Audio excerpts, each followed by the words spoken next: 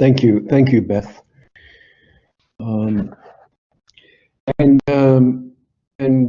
Greetings to fellow surfers, aliens, and vangelos. In the first lecture, I talked about a series of spatial practices that navigate the treacherous interstices within and beyond capture, something I posited as the surrounds. I emphasize the not yet beyond, for as Zakiya Iman Jackson reminds us, the calls for a beyond too often ignore praxis of humanity and critiques produced by Black people, particularly those that are irreverent to the normative production of the human or illegible within the terms of its logic. Today I look at the surrounds as a way of doing time, something I designate the forgetting forgotten. And Beth, if you could advance to number, and now go to number 3, so that we can be in synchrony. Thank you. I will start with an extended story from a part of the world where the intersection of settler colonialism, extractivism, and racialization is on steroids. I'm talking about Eastern Indonesia, and particularly the Indonesian province of West Papua. And so my extended story focuses on that. And I also wanted to use this lecture series as a way to draw greater general attention to the situation in West Papua as well.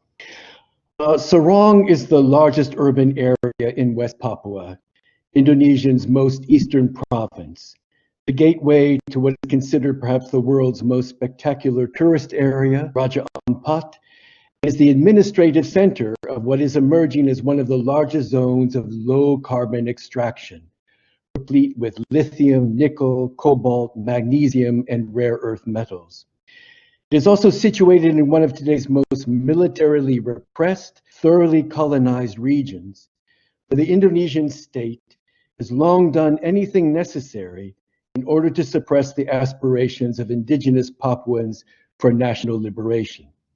This was an aspiration dutifully expressed according to international law in 1962 and failed in its realization by the political mechanizations of Cold War politics that saw the United Nations succumb to the complicities between the United States, Netherlands, and Indonesian governments to deter the supposed spread of communism. And thus West Papua has remained part of Indonesia ever since that time. In the past decades, West Papua has largely been forgotten by the international community, particularly as its indigenous inhabitants are too often viewed as stuck in time, both incapable of and disinterested in managing their own nation. Possessing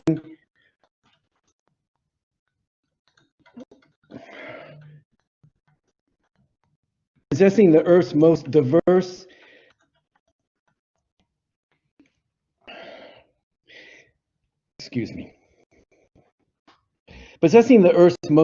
biosphere, and until recently largely unnavigable by road, West Papua was far too removed to warrant much interest beyond those with the capital to exploit its riches. Nevertheless, a plethora of resistant movements have endured over the years. Small groups of armed insurgents have operated in the interior highlands for decades, sporadically making their presence felt. Continuous generations of young students have constantly challenged the Indonesian encroachment on everything, land, family, and culture.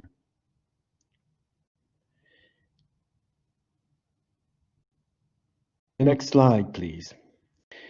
Indigenous Papuans are now a minority population in face of the inward migration of minority groupings from other eastern Indonesian provinces, who insinuated themselves in the transport and retail sectors, in face of the heavily subsidized mass transmigrations of rural dwellers from Java, promised large tracts of cheap land. Large-scale corporate agriculture and mining have forced many Papuans into the major urban areas, In Sarong, this has meant increasingly difficult interchanges between the native Moy, who retain customary authority over large swathes of now urban land, and the nascent demands of incoming Papuans from other regions, claiming space and opportunities under the auspices of a still aspirant national identity whose institutional platforms are constantly being eviscerated. Because of Sarong's position within long-standing circuits of trade, the Moy were widely viewed as the most worldly and least black of Papuans. And there is a common joke that for each Moy household, it is an embarrassment if there is anything less than 2 university graduates, man and woman. Sarong itself is a rambling town dispersed along a north-south axis of some 75 kilometers, with a gravity of administration and economic development rapidly having been transferred from the old center and its ports and markets further south toward the massive petrochemical installations and the zones primarily populated by immigrants from Java. It is Sarong is one of Indonesia's most cosmopolitan cities in demography, if not always in atmosphere, and is the largest constellation of so-called Black Melanesian population, largely Christian, in contrast to the majoritarian Muslim identification of Indonesia, with residents from Ambon, Northern Sulawesi, Tai, Arawak Islands, and Nusa Tenggara Timur. Next slide, please. These so-called other blacks bring with them particular skills and orientations cultivated by their original locales and the colonially shaped expressions they were allowed to take. Ex-fighters, brawlers, drivers, thieves, mechanics, tricksters, marketeers, and seafarers. The solidity of any consolidation of ethnicities and regionalisms into a black identity waxes and wanes, shows up and dissipates according to the situation or place at hand, and who or what is being contrasted or enjoined. Sarong also possesses an overwhelmingly young population, and schools, churches, mosques, clubs are teeming with different experiments, with words, performances, sensibilities, and tensions. Police and military personnel are everywhere, but many are in plain clothes, and also function as land brokers, financial consultants, engineers, loan sharks, development planners, and religious advisors. While a nominal local rule policy is in place, which assigns at least on paper the bulk of civil service jobs to the Moy, their sources of autonomous income, as well as regulatory authority, are limited in an always delicate dance between plying the administration as the ticket to economic advancement and using the position to cushion the intensity of state violence.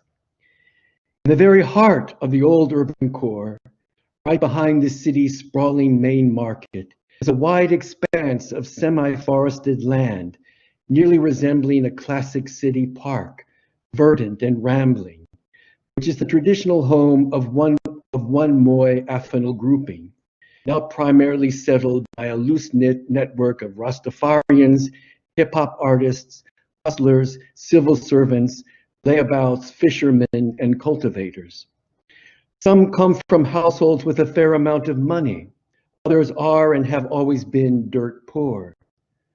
The grounds consist of all types of makeshift constructions, shacks, huts, 3-story wooden apartment blocks, simple bamboo shelters, and more elaborate edifices constructed from shell and discarded materials. In the last instance, the land is inalienable, as this is officially what is called Adat land, cemented to the use whatever lineage can legitimately display connection to the Moy Koron subclan to which this area was formerly ceded. While the Moy have been dispossessed of most of their customary holdings, this expanse at perhaps one of the most strategic locations in the city has largely been forgotten, since as one Javanese taxi driver put it, they are not interested in developing themselves. They have not only forgotten the significant education that Indonesia provided them, they have forgotten the industriousness and the way of life of their ancestors. They simply lay about, scavenging and thieving. Next slide, please. One of the ironies of the area is that it is both widely accessible and impenetrable at the same time. The community, if you want to call it that, has helped build a walkway along the inlets from the sea, plied by longboats carrying goods and passengers from outlying islands to the center of the market. And from this walkway, much of the interior of the area is visible, open, yet recessed, not because it is foreboding, but because it is such an anomaly in the larger surroundings. Just a short distance across the northern boundary is a typical rickety and overcrowded neighborhood of the Bugis, the traditional seafarer, whose density of cultivated dilapidation stands in stark contrast to the near pastoral setting of Pepa Miranda. Lambert, an artisan that fashions bamboo beds sold in the nearby market, claims that we have everything we need. We store rainwater, we make compost-based sanitation systems, we have every food we might desire. Indeed, residents were always tinkering with things, as well as leaving things alone. Wilson, with an unspecified occupation, who grew up in faraway Huayna, talked about the district as being a place of spontaneous combustion. Many elders had gone elsewhere to concrete houses on demarcated plots with cars, leaving the young ones to manage. And they did so by rendering all kinds of people extended family, whose wheeling and dealings with each other about responsibilities and rights sometimes led to prolonged arguments, even violence, but which seemed to always have been resolved by rearranging things, space, household compositions, and tasks. So no one was that interested in taking charge of anything except their own singular rhythms and pastimes. Lambert says that any dispute was always easily forgotten, as was the assignation of specific authority and tasks to specific individuals. Things happened, as Wilson claims, in their own time. What was particularly important in their ethos was the sense that they could largely live as they wanted because the city had forgotten them. Perhaps this was partially true, for indeed the potential value of this land, given its location and size, was always being concretely depreciated in the frustration of scores of developers, more than willing to pull out the big bucks, the political clout, and deep reserves of deviousness to take hold of this property. First, those to whom the land was ceded and entrusted fell in the gaps between different branches of the Moy that had gone their own way. On top of this, countless numbers of bureaucrats always seemed to forget where essential documents had been deposited. In efforts to go around negotiations with Moy customary authorities, surveyors would often inexplicably forget to bring certain equipment. Key actors would forget to show up at meetings. Incoming municipal administrations would forget what the previous ones had decided, and litigants would forget to file the essential paperwork. This meshwork of forgetting buttressed the reputation of Pepa Miranda as a place of no good, inhabited by residents deemed incapable of making anything useful happen. The area accreted layer upon layer of attributions that any project would likely and quickly face its own demise. But it was not only a matter of being forgotten. The residents were not interested in any kind of recognition of their efforts or endurance. The claim of being forgotten was always accompanied by the invocation that they themselves had forgotten about being forgotten, that it did not matter to them, that they were, as Lambert put it, called upon for other purposes. Although who calls and for what objective was also something forgotten. There was simply a call that came through the sudden twisting of leaves in a vegetable garden, or the piercing sounds of cicada in the trees, or in the sudden appearance of a small child having momentarily turned completely white, or in a frail woman sitting in silence on a porch, having walked 7 straight days from the hill country. One could respond or not, and there was no sense about how adequate the response might be to the objectives intended by the call, for each call could quickly change its mind in terms of what it might want from that to whom it was issued.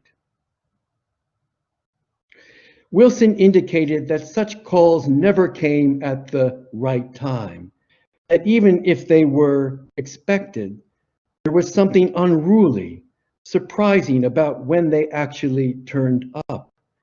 There was no time that was the right time. And so Pepper Moran did not so much live according to rights or wrongs, but exigencies, the sense that something needed to be done right now. But whether it was actually done or not didn't seem to matter. You could forget about it. There would be more calls, more inexhaustible opportunities. Time and forgetting seem inextricably entangled, for time is experienced, if not measured, in terms of a play of forgetfulness rather than memory. So the game of time is to be forgotten, to forget that one is forgotten, to forget that being forgotten matters, and to forget to respond to a call whose objectives, implications, and terms of fulfillment are themselves forgotten. I've encountered this notion of being forgotten elsewhere. It is not unfamiliar. In Omdurman in Sudan, I lived next to a neighborhood that was self-designated, "We are the dogs that God forgot," as if the very possibilities of memory were rooted in human residence, converting themselves into a companion yet less valued species that was then forgotten by the only entity that possesses the capacity, even duty, to remember everything.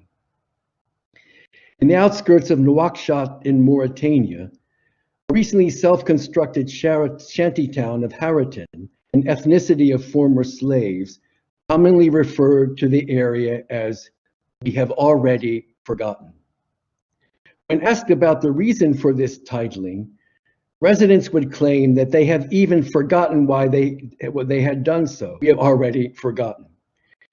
Perhaps what was forgotten was the lingering trauma of oppression, the constant ways in which the Mauritanian state continued to exclude what was now the majority of the nation's largest city from any significant participation in political and institutional life. Perhaps, as some reluctant residents ventured, the term referred to the desire of residents to not pay attention to where they had come from, that the whole purpose of this place was to start anew. Others offered a more radical version, claiming that the title referred to the forgetting of who they were or are, a refusal of any of the features which they were to be identified. We have already forgotten who we are. For common precepts that link possibility of forward action to the necessity of remembering where one came from, who one is in terms of some fundamental core to an identity, this emphasis on forgetting is a seeming reversal of this equation, a desire to live on, but in terms fundamentally unrecognizable to any familiar framework of interpretation.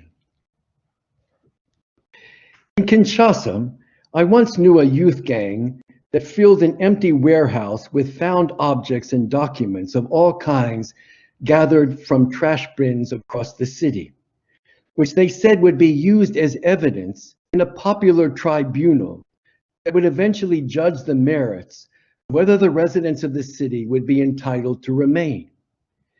If the judges they claimed they had recruited from the wretched, their word, from across the continent, found the residents guilty, they would be condemned to a temporary exodus from the city, only to return to their same places and lives, having forgotten anything about them. When I asked number 51, the main protagonist of this story, how such a judgment would be enforced, he indicated that it would be the women who would respond to the call to leave and the call to return. "Why women?" I asked him, to which he replied, "Because it will be the time of women. for only they can recognize the call, because for so long they have called upon each other. They have called upon each other to manage almost every aspect of life. As he explained, you have to remember that men are simply accountants. They add and subtract. They tell stories about who did what to whom. They invent all kinds of excuses to justify their not being able to do anything really important.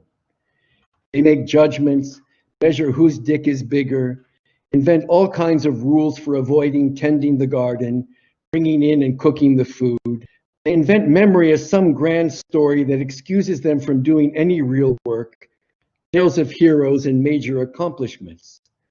Only the women are capable of forgetting about how their work is forgotten, forgetting all the times where they alone have had to keep things going, forgetting their own dreams so that their mothers are not forgotten.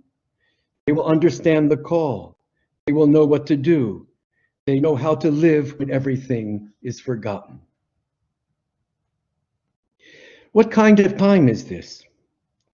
In the Cliff Notes version of the well-known Prometheus myth, Prometheus, the brother, is called upon by the gods to imbue each creature with an overarching defining quality that would forever institutionalize their inhabitation of the earth and their relationships with other creatures.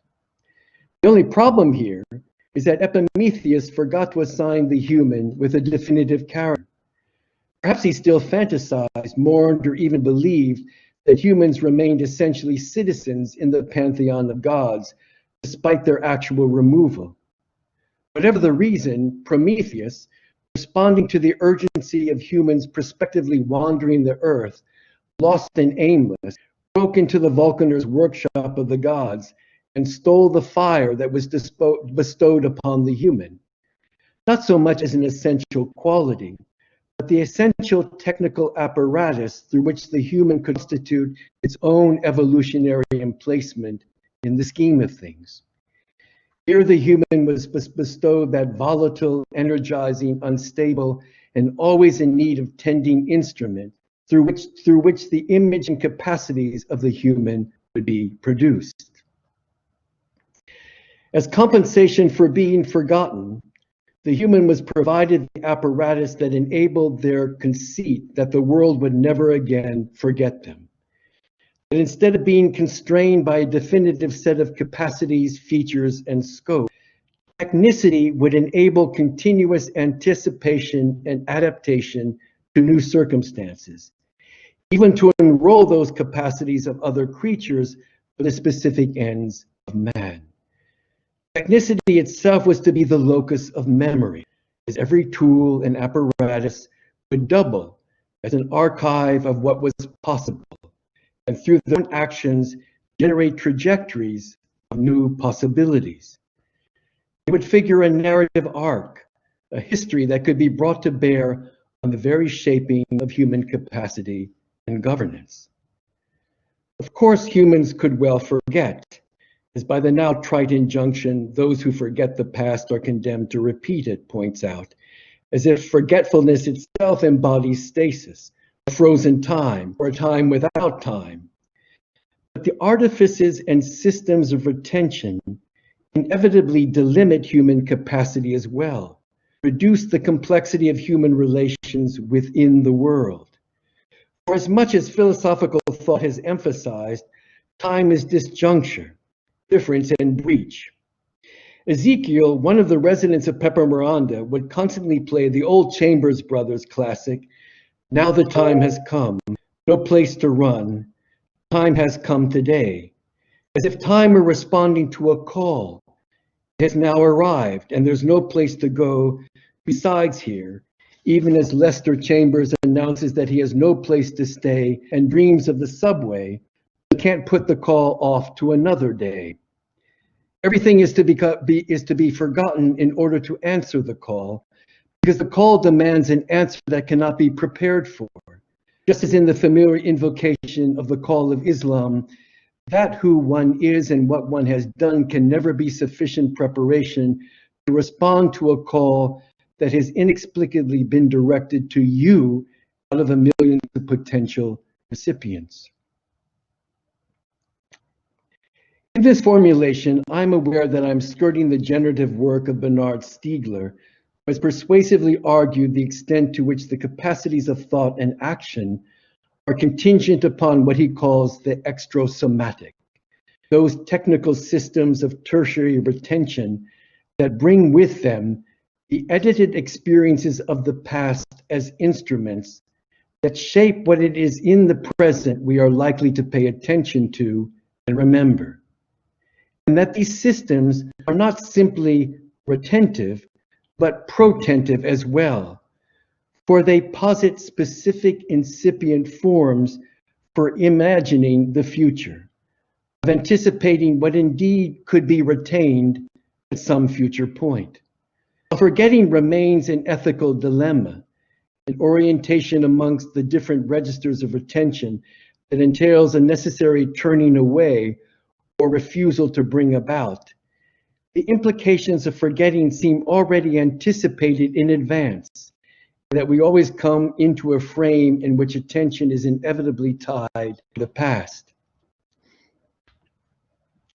Nevertheless, in contrast to the move toward entropy of the functioning of any system, that is, any system's tendency to fall apart, to dissipate, or atrophy in the repetition of the ways in which it organizes its constituent elements, Stiegler posits a different economy.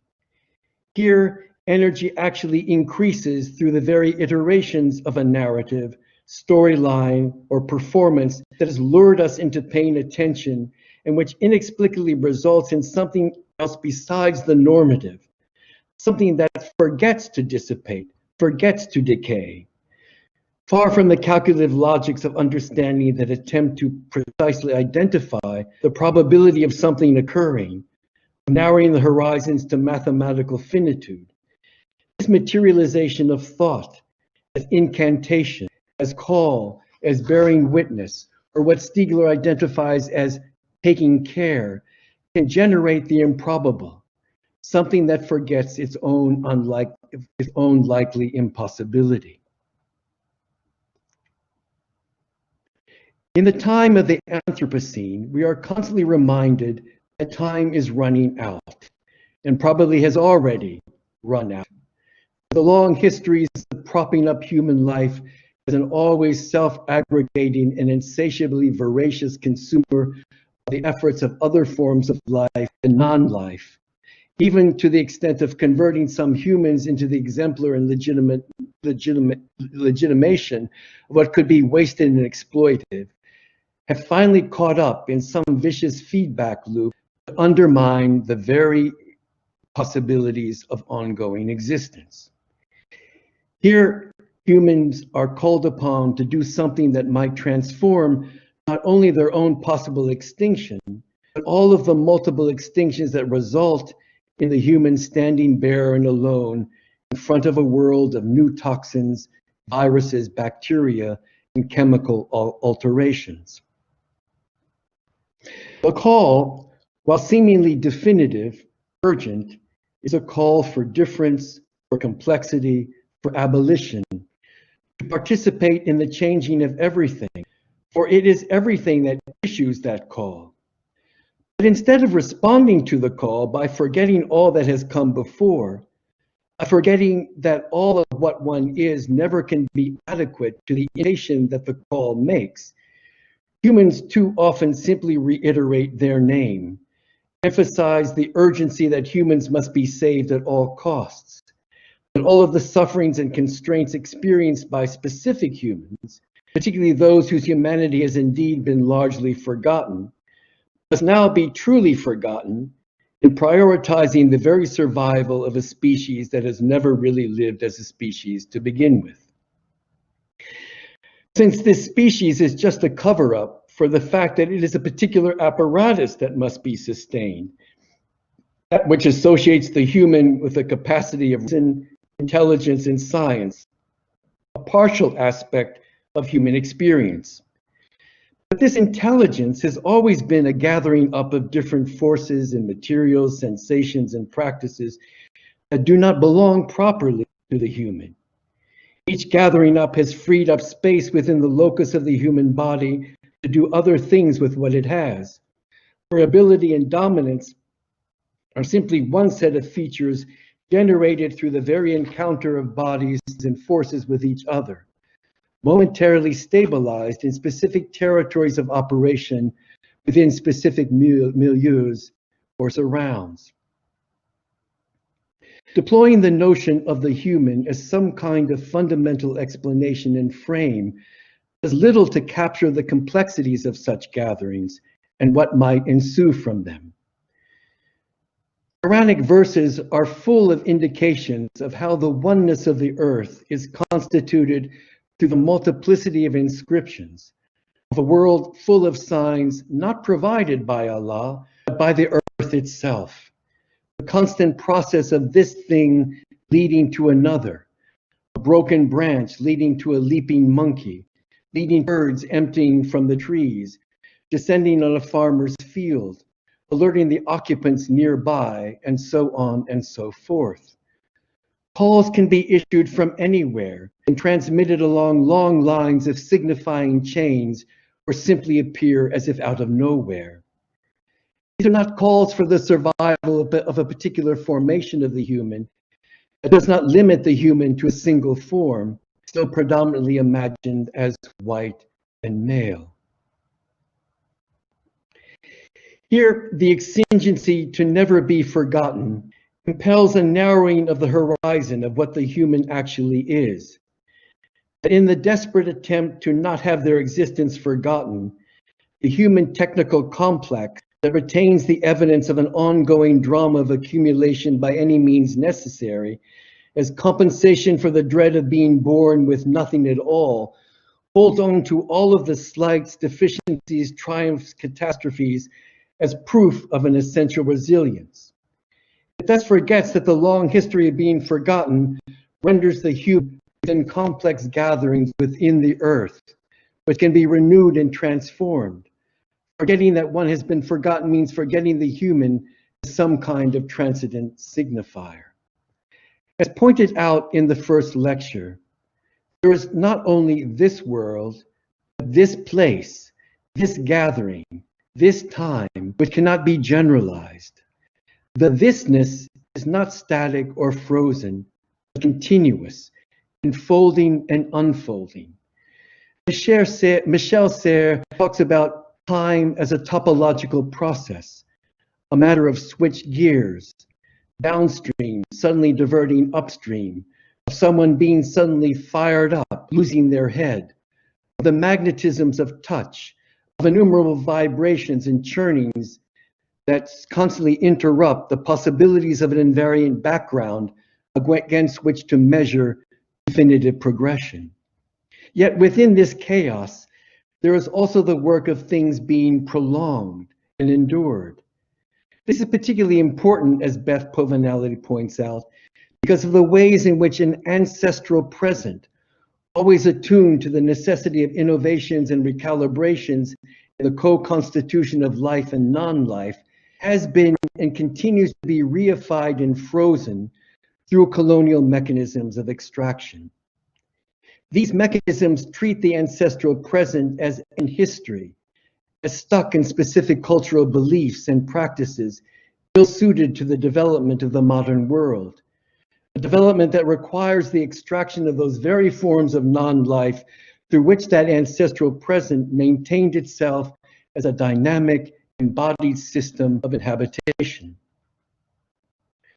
Relegating that present to a sedentary past thus legitimates not only the exploitation of non-life, but abstracts what is considered to be non-living from a larger context of cosmological functioning, where the boundaries of the living and non-living are either shifting all of the time or fundamentally ambiguous and ridiculous in terms of how forces, entities, and materials are gathered and interwoven with each other.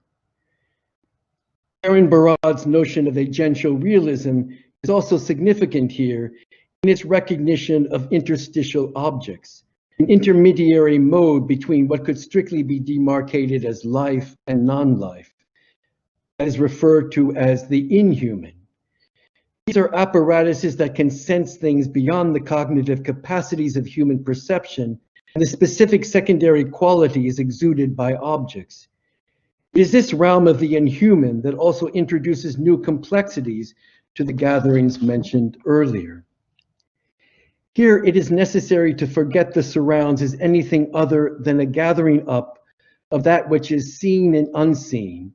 Any attempt to draw lines of definitive causation and the parameters of experience within the ambit of defined entities, although at times pragmatically necessary, once again delimit what the human already is, not what it could be.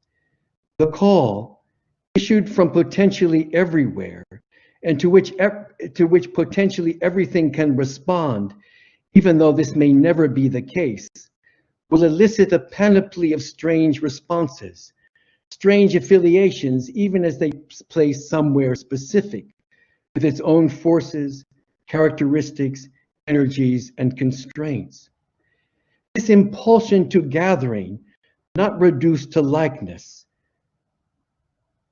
desire, or necessity, but rather in what things can do because of what they are, is the incipient indication of the surrounds, a precursor to the concretization of specific territories with their functions, infrastructures, and demographics.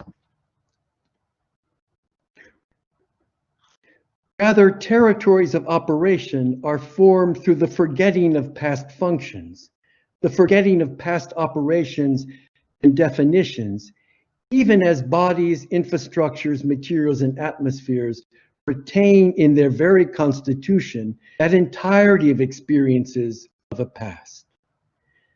Steve Shaviro reminds us that in cities, roads, buildings, pipes, wires, animals, viruses, and humans, they feel each other out. And this process is conjoined as more than one and less than two, for each folding the other in without being completely subsumed. The time now, this instance, is the time of forgetting, even as that instant is itself long forgotten in the progression of future forgetting. Things are no longer what they were, nor are they congealed into what they will be. Forgetting goes backward and forward and back again. This doesn't mean that one forgets everything, that somehow forgetting avails a free, frictionless logistical paradise where one can get on with everything because we carry nothing on our backs. There will be those who will rightly refuse to forget what has happened to them, as free rein is given to oppression in their acts of forgetting. Also, forgetting can be fate, where the pragmatics of survival require accommodations that modify what is to be publicly remembered. In the literal muddy waters of the Hooghly River in West Bengal, Laura Baer has conducted ethnographies that explore how workers, boss investors, municipal authorities, unions, and thugs duck and dive with and through each other to modulate the very being of the river, as well as that which flows across it. The different rhythms of engagement with the river generate different approaches to valuation, what she refers to as an ethics. Contrasting emphases on steering ships through increasingly compromised waters, keeping employment going, extracting as much value from transshipment as possible, converting portlands into high-end residential developments, all bring together different practices and temporalities and obscure the interdependencies involved and render the critical issues as those of national and ecological regeneration, as if the two could not exist without the other. And so in this slide with the quote from Laura Baer, she identifies very different kinds of motivations, agendas, understandings, and times that are brought to bear on the river and the way in which the river is, in some sense, created from the intersection of these various times. Here, what is forgotten are not only the real forces of diminished labor and exploitation at work, and the assault on the very intimacies of everyday social life of those inhabiting the riverbanks, there's also a forgetting that the viability of the river simply cannot accommodate the dominant assertions of the use made of it. It is a forgetting of the very things that the river is and the kinds of forces that sustain it. At the same time that it is also necessary to forget that it must be saved. For the remembrance of the imperative to save always reiterates the very same consciousness of the primacy of the human operator, neglecting their proper place in the dynamics of ebbs and flows. Not dissimilarly, Ben Anderson's work on emergency time instills a sense of forgetfulness that we have perhaps been there before, that other past emergencies have either been quelled or debilitated, but yet nevertheless we remain now in face of further emergency. But what he also emphasizes is the endurance of emergency time that simply does not go away, that does not have a prior temporality of normality to return to. What he calls the becoming indistinct of the endemic and eventual, the structural and impactful. Here, emergencies prolong beyond the now, but in themselves constitute a seemingly endless now that has no infrastructural support to be forgotten, a kind of long, slow death that never resolves itself either in the end or in the amelioration of its fundamental condition. For so long, the apparatuses of colonial and racial domination have purposely been oblivious to the suffering they cultivate. In part, obliviousness to this suffering is possible when it becomes the byproduct of turning bodies into cheap labor, moving them around at will. Here, suffering accomplishes something by maximizing the accumulation of the few, of producing one new thing after another. But suffering also remains as its own outcome, because in many respects it is simply useless. It cannot be folded into any other product, destination, or time. It is an endless now that is forgotten because it leaves traces everywhere and finds no apparent use except its own expression. Condemnation to early, slow, protracted death in face of systemic abandonment derives as much from its uselessness as for its utility. Dispossession without accumulation, where the act is entirely self-referential. Lives are undermined simply because they can be, at any time or any place, not necessarily without implication, but without any need to keep something in reserve or to compile reserves. And it's this act of dispossessing without accumulating can be largely forgotten in the emphasis on the albeit distorted generativity of racial capital. Here, abolition is part of a politics of active forgetting in order to affirm the singular procedures of sheer cruelty, that something can be done in this place, in this time, just because it can, which in some respects becomes the very horizon for a revolutionary project. So to certain people at certain times, to forget having been forgotten may be an integral aspect of the possibilities to discover and enunciate aspects of this human and this world that open both up to important crisscrosses of things, to calls coming from here to there, and which enable the formation of a surrounds both in the sense of the debilitating images and apparatuses of racialized control being surrounded.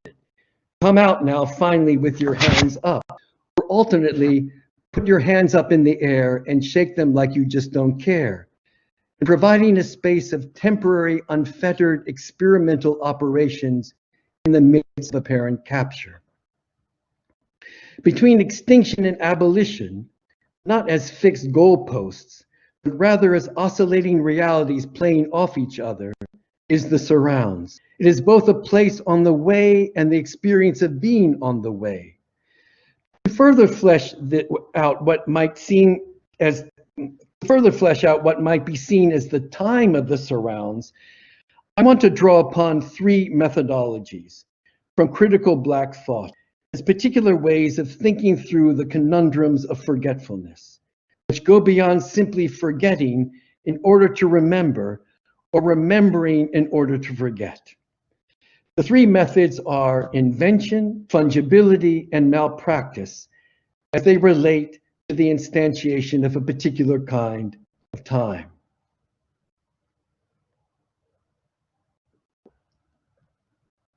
With invention, indebted to the work of David Myriad on Fanon's notion in this regard, although I offer a pretty heretical interpretation.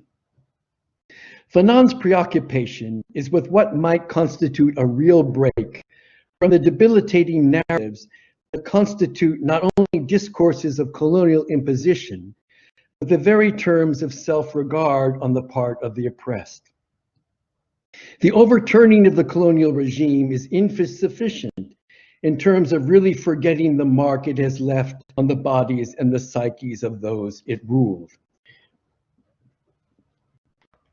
A breakthrough, breaking the chains of command, the alignments of forces, or penetrating into the supposed heart of state power, is not enough to unlock those capacities of a human that were long suppressed.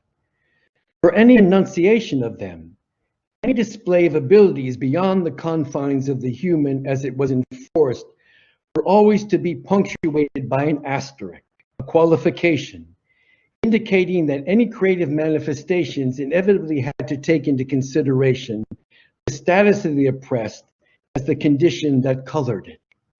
Black thought, no matter how singular, was always to be blackened by its inability to break on through to the other side of liberation. Thus, anything creative would also be a testament to the enduring power colonial, its seeming imperviousness to counter-mapping and counter-discourse.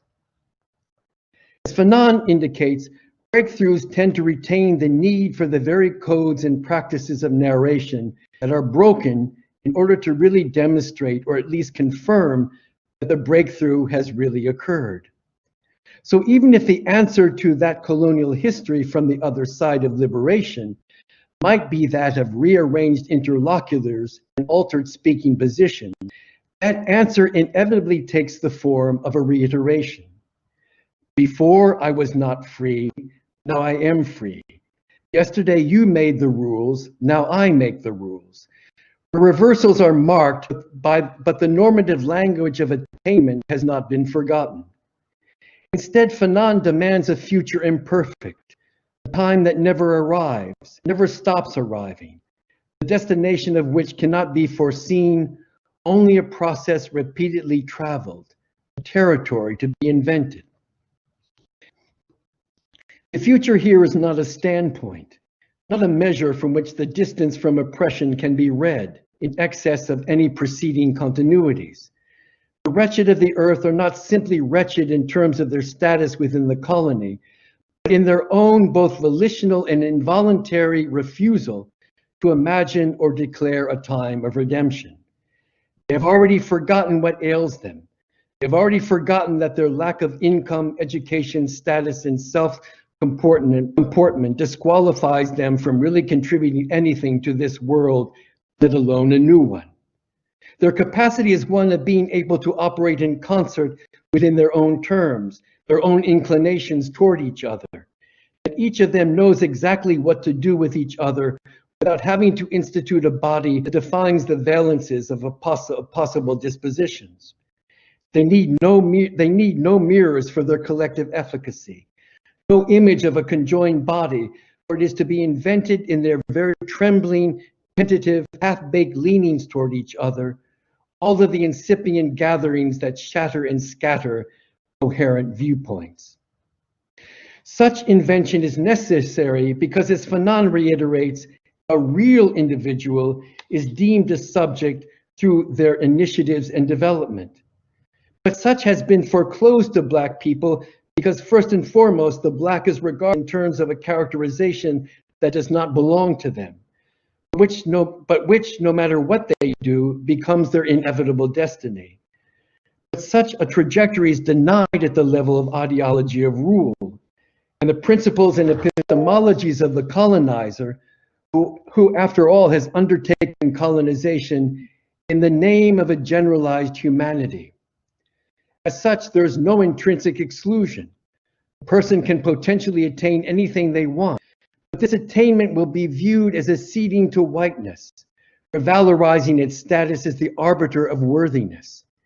Even the apparent counterstories of Black empires and attainments rely on the same narrative structures of history to attain their meaning and recognition. So invention for Fanon thus entails forgetting the relationship between sovereignty and enslavement. Sovereignty is not the cure for enslavement. Enslavement is not the absence of sovereignty. Neither overcomes or succumbs to the other. And while both are not erased, they each are to be tethered to a process of movement that neither can claim nor understand. Subject to a haunted narcissism unable to look at itself within its own self-constituted terms, where the mirror image only appears through its own disappearance. As Fanon indicates, I quote, "The Black binds itself narcissistically to an irreal other, which precedes the fiction that is the condition of possibility of the Black as subject." End of quote. Coming into subjectivity repeats the experience of slavery as it reiterates the consent to be a single being that is denied actualization through chaining Black people to a collective undifferentiated homogeneity that can only recognize individuation as white. Living as Black and the regulation and self-policing this entails requires the proficiency of mimetic capacity in order for the Black body to survive. Here, the need to act correctly, quietly, without anger, to absorb all the slights and suffering without apparent complaint, become the predominant locus and validation of self-capacity. Caught in a time that either comes too early or too late, something is always expected of the Black, for their compliance is involuntary and resistance often wasted or misdirected or turned inward. Whatever one does, it's never good enough to change the fundamental terms of the game.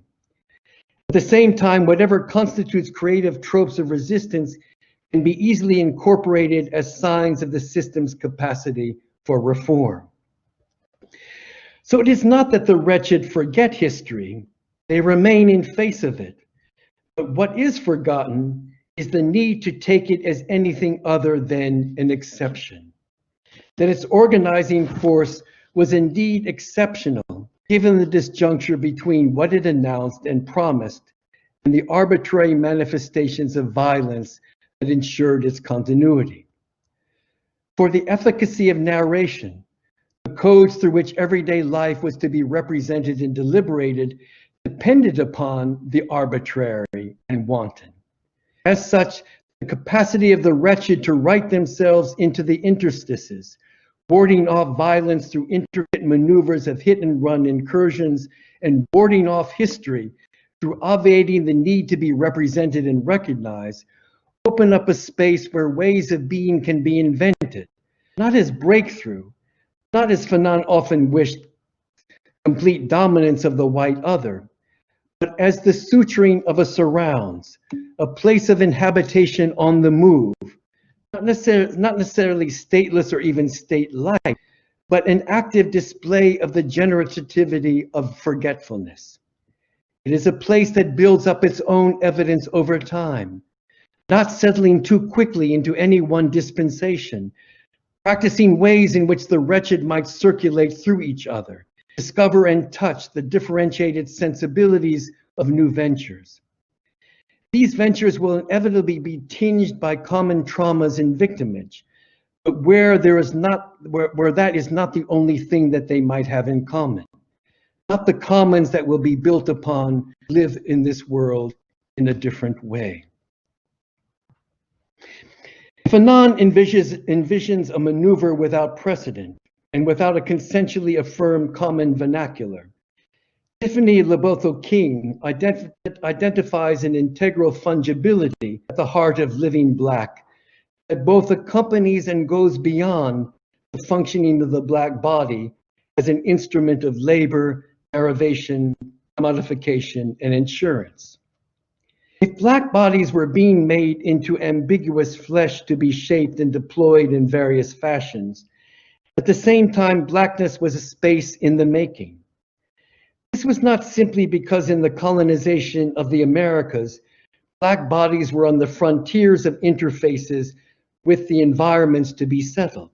It wasn't simply because they worked the fields, cleared the forest and swamps, were sent ahead as scouts to confront hostile forces, but rather that the alignment of their efforts and labor, the ways in which they had to continuously reposition themselves in face of carceral conditions in order to know each other and love each other, in order to cushion the impacts of command, always themselves were elongating, providing textures to spaces that remain unmapped, remain unidentified. Continuously in the heart of settlements and plantations were multiple recesses, vacuums, and dead zones where things took place out of view, out of narration. For Hortense Spillers, fungibility points to such territories of cultural and political maneuver, places of secret literacies and skilling, places where the unintelligibility of heterogeneous languages and practices found mechanisms of translation. As Tiffany King points out, and I quote, Black figures become symbols, metaphors, and tropes of space before they are interpolated as laborers on the land. End of quote. Sometimes merge with vegetation, establishing channels of communication with other creatures and spirits, assembling in ways that structured access and visibility by external witnesses, curating collective performances that were living archives of theoretical reflection and strategic instruction. Fungibility was the imperative to stretch the limits of the flesh as much as possible in reverse gear from all of the stretching imposed by the master's tools. Here, Black bodies were exposed to the surrounds, where the ontological priority was to be exposed, to distribute sense and capacity as widely as possible across the milieu of other bodies, forests, creeks, creatures, and spirits, so that each would recognize each other, deflecting the ramifications of the whip, the hard labor, the broken families, and installation of daily traumas. Again, we have a reiteration of the surrounds, not only in terms of liminal precincts surrounding the plantations, but the surrounds is that intricate suturing of bodily comportment, movement, exposure, stance, signage into a collective choreography, producing spaces of unsettled invention in this world. If King identifies an integral fungibility at the heart of living Black, J. Cameron Carter views such practice as the outcome of what he calls Black malpractice. Here, the traditional regimens of the curative and restorative are both intentionally pursued and subverted. Instead of rolling out the established diagnostic terms and normative procedures of medicine, any what he calls God terms are to be refused, any terms that impose a territory on the earth. For only malpractice can recognize an earth fundamentally separate from the formats imposed to apprehend and settle it. For Carter, malpractice seeks to rediscover a sense of otherworldliness, where inner experience is not the neurotic pursuit of finding the right representations, of developing a subject to be recognized and validated according to a hierarchy of needs or values.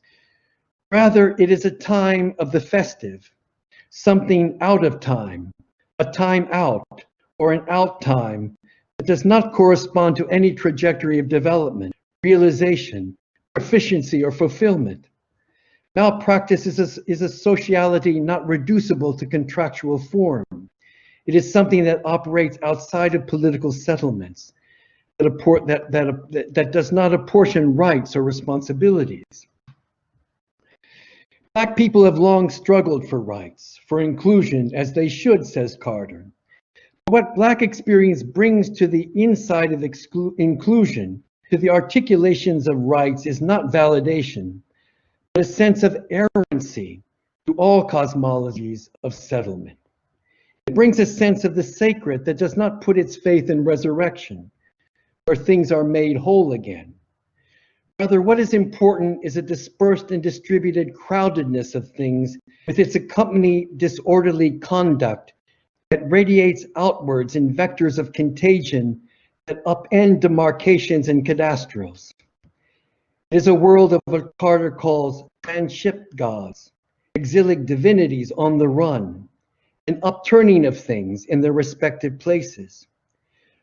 Within such a sense of upturning, of things moving around, stumbling, touching each other in unprecedented ways, Carter finds a repertoire of resources for what already exists within the domains of Black worship, reverence, exaggeration, swagger, and incantation as tools to continue to relate to the historical unfolding of political dispensations, but without abandoning the capacity to travel on. For no people have had the experience of moving their gods and spirits across such difficult and disorderly terrain. No people were so disallowed to become set in their ways. No people were set off from so many places to unknown destinations, or set off, provoked to constantly their cards, reveal their natures. From eugenics to population sciences to public health, medicalized tropes are paraded out to patrol the health of Blackness. While racism is a sickness that engenders sickness, there are manifestations of that supposed sickness that veil entire archives of practices that remain fundamentally incomplete. Here, sickness equates to incompleteness, not of wounds that can never heal, but wounds that were never simply wounds, but rather a bursting forth of propositions with nowhere and everywhere to go. A body that remains incomplete without its own time or space, as Spillers put it, but that nevertheless remains a body after everything is said and done. For Malakoff. Thank you very much.